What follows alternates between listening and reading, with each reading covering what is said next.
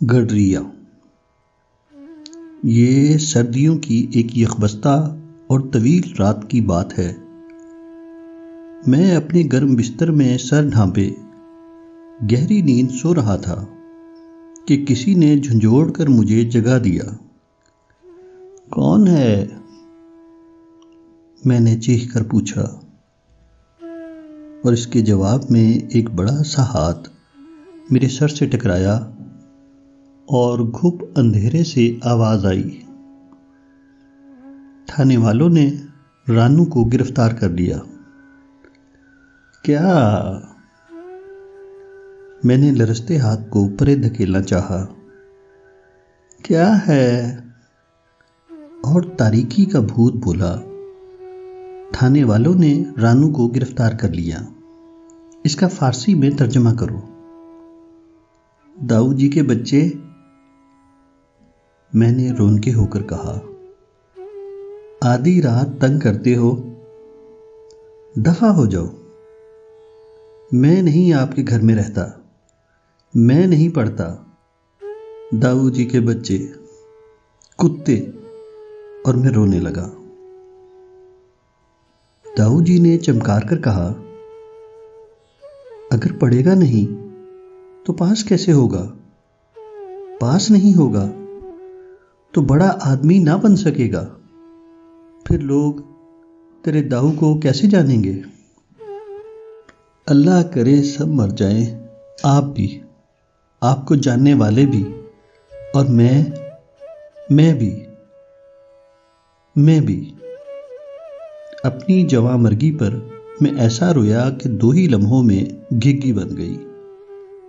داؤ جی بڑے پیار سے میرے سر پر ہاتھ پھیرتے جاتے تھے اور کہہ رہے تھے، بس اب چپ کر، شاباش میرا اچھا بیٹا، اس وقت یہ ترجمہ کر دے، پھر نہیں جگاؤں گا۔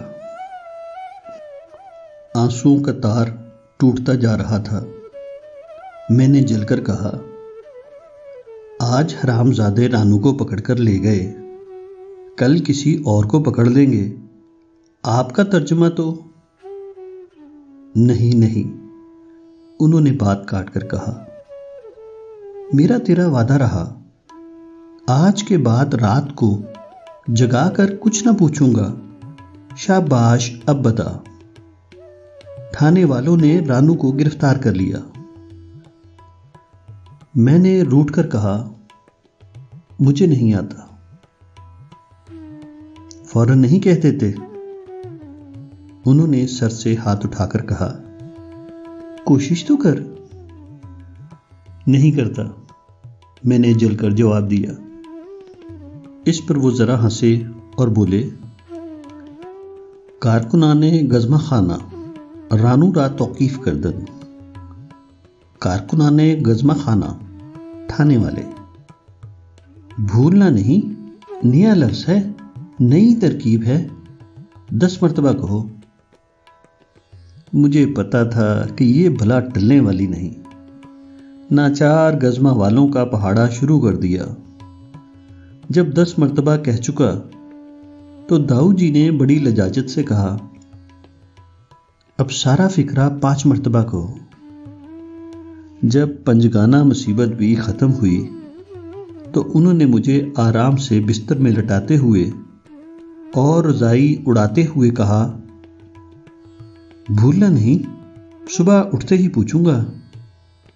پھر وہ جدھر سے آئے تھے ادھر لوٹ گئے۔